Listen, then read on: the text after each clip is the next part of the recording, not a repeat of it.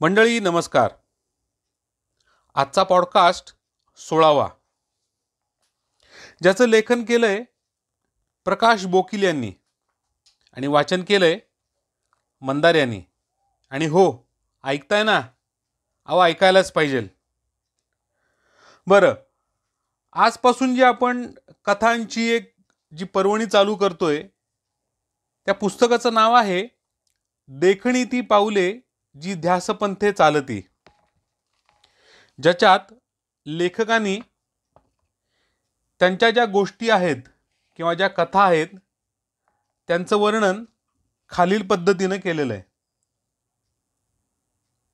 अनेकविध महापुरुषांच्या कर्तृत्वाच्या आणि त्यांच्या जीवनातील प्रवासातील मागोवा घेणाऱ्या आणि त्यांच्या जीवनात प्रत्यक्ष घडलेल्या रोमांचक प्रसंगावर आधारित प्रेरणादायी तथा मनोरंजक कथा वाचकांना ऐकायला नक्कीच चांगल्या वाटतील.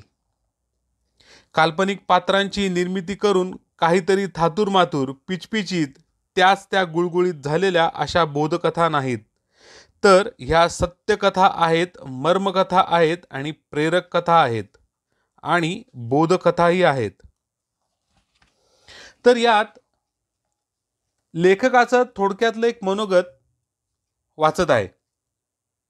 जिथे दगडालाही देव मानलं जातं, तिथे माणसातला देव कसा बरं नाकारला जाईल, हीच तर हिंदू धर्माची शिकवण आहे, असं सांगणाऱ्या स्वामी विवेकानंदांची कथा राष्ट्रनिष्ठा जगवणाऱ्या, तत्वनिष्ठेचं महत्त्व सांगणाऱ्या, जबरदस्त आत्मविश्वास असणाऱ्या व्यक्तींच्या प्रेरक कथा बालमनाची निसंशय पकड घेतील.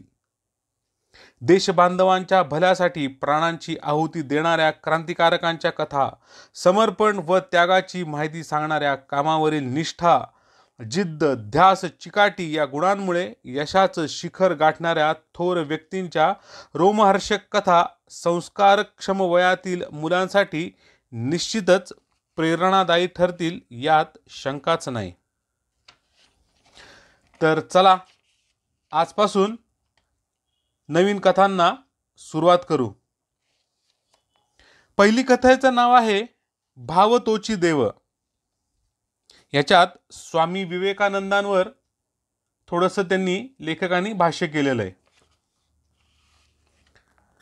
स्वामीजी, अहो काय हा तुमचा हिंदूंचा वेडगळपणा. एक इंग्रज गृहस्थ. का, काय झाले? स्वामीजी, अहो हे लोक दगडाला देव मानतात, त्याची पूजा करतात, फुलं वाहतात, आरती करतात, अगदी लोटांगण सुद्धा घालतात त्याच्या पुढे. छे छे, निव्वळ मूर्खपणाच आहे हा तर. इंग्रज गृहस्थ. खरं तर हा वाद चांगलाच पेटला असता यानंतर, पण स्वामी विवेकानंदांनी त्या क्षणी तरी माघार घेतली.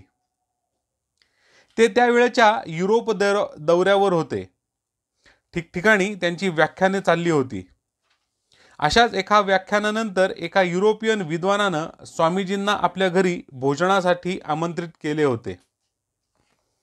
भोजनापूर्वी ज्या गप्पा रंगल्या होत्या त्यात हा वाद झाला होता. भोजन झालं, मग स्वामीजींना घेऊन तो गृहस्थ आपल्या शयन कक्षेत गेला. तिथे समोरच्या भिंतीवरील एका फोटो फ्रेमकडे स्वामीजींचं लक्ष गेलं. दुसऱ्या क्षणी ते ओरडले, छी छी, काय हे, ताबडतोब हे चित्र काढून फेकून द्या इथून. ते यजमान सटपटले, गोंधळले, दुःखी झाले, कारण तो तर त्यांचा साक्षात त्यांच्या वडिलांचाच फोटो होता. व्यथित मनाने ते म्हणाले, अहो स्वामीजी, हे तर माझे वडील आहेत, त्यांना फेकून देऊ बाहेर. हे ऐकून विवेकानंद म्हणाले, हॅ, काहीतरीच काय सांगताय. अहो हा तर साधा रंगीत कागद, ही तर साधी काच आणि ही साधी फ्रेम. या वस्तू तुमचे वडील कसे काय होऊ शकतील. अगोदर फेकून द्या तो कागदाचा तुकडा. नाही हो स्वामीजी, असं म्हणू नका. अहो तो नुसता कागदाचा साधा तुकडा नाहीये हो, त्यावर माझ्या वडिलांचं चित्र आहे. मी ओळखतो ना त्यांना. माझी श्रद्धा आहे स्वामीजी की हेच माझे वडील आहेत. आणि ते मला आशीर्वादही देत असतात, मला प्रेरणा देतात. संकटात तेच तर माझ्या पाठीशी उभे असतात.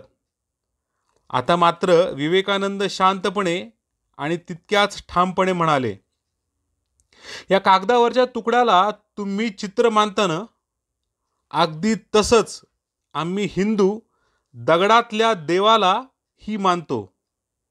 अहो, जिथं दगडालाही देव मानलं जातं, तिथं माणसातला देव कसं बरा नाकारला जाईल? हीच तर हिंदू राष्ट्राची शिकवण आहे. अगदी खरं आहे. भाव तोची देव, हेच तर खरे आहे. म्हणूनच तर युगे 28 विटेवरी उभा असलेल्या पंढरीला भेटायला गेलेल्या लाखो वारकऱ्यांचा समुदाय अनेकदा त्या विठुरायाच्या दर्शनाशिवायच माघारी फिरतो. कारण वारीत सामील झालेल्या प्रत्येक वारकऱ्यात त्यांना विठ्ठलाचं माऊलीचं दर्शन ठाई ठाई घेतलेलं असतं.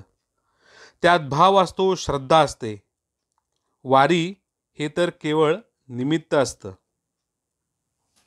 तर मंडळी, आजचा पॉडकास्ट, आजची कथा तुम्हाला कशी वाटली मला नक्की लाईक, शेअर, सबस्क्राईब करून सांगा आणि नक्की पुढे फॉरवर्ड करा. धन्यवाद.